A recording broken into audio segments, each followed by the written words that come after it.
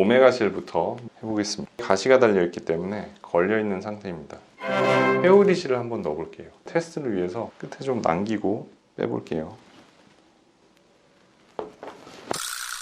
V365 민트실을 한번 넣어보겠습니다. 길이랑 굵기가 다 다르죠. 들어보겠습니다. 안녕하세요. 리엔장 성형외과 피부과 뽀띠센터 원장 김세진입니다. 사람이 노화를 하면서 피부층에 진피층 밑에 지방층이 있고 근육층이 있는데 그 사이에는 미세하게 지지인대라는 것들이 이렇게 쭉 깔려 있어요. 이런 것들이 탄력이 떨어져서 늘어지기 시작하면은 레이저 리프팅만으로 안 되기 때문에 실 리프팅이 같이 필요합니다. 제조사라든지 실의 길이나 어느 정도나 더 강하게 당겨주느냐, 요거에 따라서 조금씩 이름이 다르고, 결국에는 PDO라는 성분의 녹는 실을 소재로 해서 원리 자체는 다 비슷하다고 생각하시면 됩니다. 두 종류를 이렇게 나눠놨거든요. 크게 나누면 이제 모노실 종류고요. 얘는 피부 탄력에 연관돼 있고 조금 더 볼륨 형성에 유리한 것들이고, 이쪽에 있는 것들은 코그실 종류예요. 가시가 달려서 인장력을 갖고 당겨줄 수 있는 그런 실이라고 생각을 하시면 되고요. 먼저 제일 짧은 거, 요게 가장 많이 쓰이는 그냥 일반적인 모노실인데요. 적게는 10가닥 아니면 뭐 20가닥, 많게는 뭐 100가닥 이상도 전체적으로 얼굴에 탄력이 떨어진 부에 이렇게 쭉 들어가게 돼요. 그러면은 안에서 얘가 콜라겐 재생을 시켜서 피부의 탄력에 도움이 된다고 생각하시면 되고요. 자, 두 번째 실입니다. 그러니까 처음에 모노실이 나오고 다음에 조금 더 발전된 형태로 나왔는데, 이게 진피층에 들어갔을 때 닿는 면적이 많고 주위로 해서 콜라겐 재생이 더 많이 일어나서 많이 쓰이던 실이었는데 조금은 인기가 떨어진 실이죠.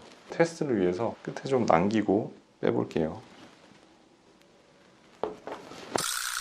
캐본실은 모노실이나 헤어리실이랑 같은 PDO 성분의 실입니다. 근데 이걸 늘려놓으면은 굉장히 긴 실인데, 이거를 압축을 해서 이렇게 꼬아놓은 상태로 이렇게 딱 고정을 시켜놓은 거예요. 이게 피부 안에 들어가면은 늘어나려는 힘을 갖고 있기 때문에 조금 더 볼륨 형성에 유리한 실이라고 생각하시면 됩니다.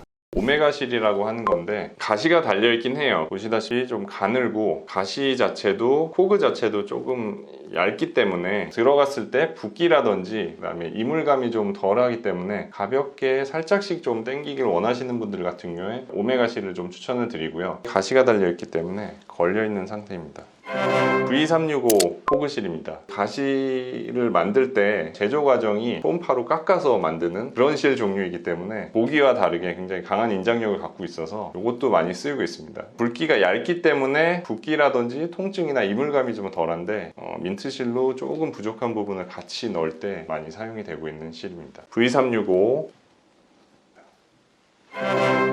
마지막으로 보여드릴 실이 민트실 또는 블루로즈 실이란 건데요. 굵은 뼈대와 몰딩 제조 공법으로 만든 강한 가시가 달린 실입니다. 가장 굵고 긴 실이기 때문에 많이 무거운 부위라든지 실에 당기는 뼈대를 형성할 때 기본적으로 들어가는 실이고요. 실 리프팅 할 때 가장 강한 인장력을 갖고 있기 때문에 많이 쓰이는 실입니다.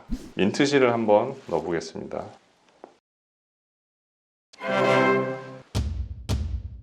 들어보겠습니다. 굉장히 묵직하거든요. 이거 아령 무게 정도인데, 제가 실 리프팅 하기 전에 이제 환자분들이 항상 상담을 하거든요. 전형적으로 실 리프팅 했을 때 굉장히 결과가 좋겠다는 분들은 광대가 이렇게 넓지 않고요, 여기가 피부가 좀 두꺼운 분들이에요. 그래서 실이 조금 어느 정도 깊이에 들어가도 피부가 얇아서 생길 수 있는 뭐 울퉁불퉁함이나 이런 현상이 거의 잘 안 생기는 분들, 이런 분들은 실 리프팅을 굉장히 추천해 드리고 싶고요. 두껍고 강하게 당길수록 조직을 끌어올리면서 볼페임이나 딤플 현상이 더 잘 발생할 수는 있어요. 당기는 실이 피부에 얕게 들어가거나 특히 옆볼 같은 경우에 인대 조직이 질긴 조직이거든요. 이런 데 실 끝이 걸려서 당겨버리면 이게 훅 들어가는 경우가 생겨요. 딤플이나 볼페임 현상이 있으면은 실이 조직이랑 들러붙기 전에 풀어주는 게 제일 중요한 거고요. 그 상태로 굳어버리면은 회복이 힘들기 때문에 그거에 대해서는 조금 알고 계시는 게 좋습니다. 모노실이라고 하는 굉장히 가느다란 실 같은 경우에는 한 3개월에서 6개월 사이고요. 코그실, 오메가실이나 V365실이나 이런 것 같은 경우에는 가시가 녹는 데는 한 3, 4개월 정도 걸려요. 근데 이 굵은 뼈대 자체가 녹아 없어지는 데는 6개월에서 1년 이상도 갈 갈 수가 있고요. 그거보다 조금 더 굵은 민트실이나 뭐 블루로즈실이나 이런 것들은 1년 이상에서 1년 6개월, 2년까지도 갈 수도 있습니다. 그래서 1년, 뭐 2년까지 간다는 거는 실이 안에서 완전히 녹아서 흡수가 돼서 체내에서 없어지는 기간이고요. 이 리프팅 효과 자체는 가시가 녹는 시점부터는 조금씩 떨어질 수는 있어요. 가시가 녹으면은 이렇게 올라갔던 게 조금씩은 내려오는 시기가 유지 기간보다는 조금 짧을 수 있다는 거는 말씀드리고 싶습니다.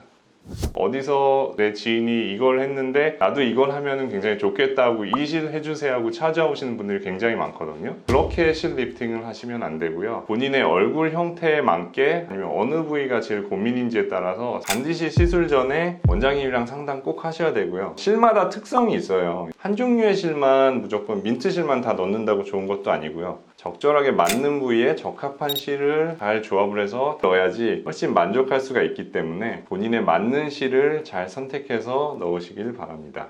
실 리프팅에 대해서 더 궁금하시거나 알고 싶으신 게 있으시면은 제가 친절하게 설명드릴 수 있으니까 꼭 댓글 남겨주시고요. 이상 리엔장 성형외과 피부과 푸티센터 김세진 원장이었습니다. 감사합니다.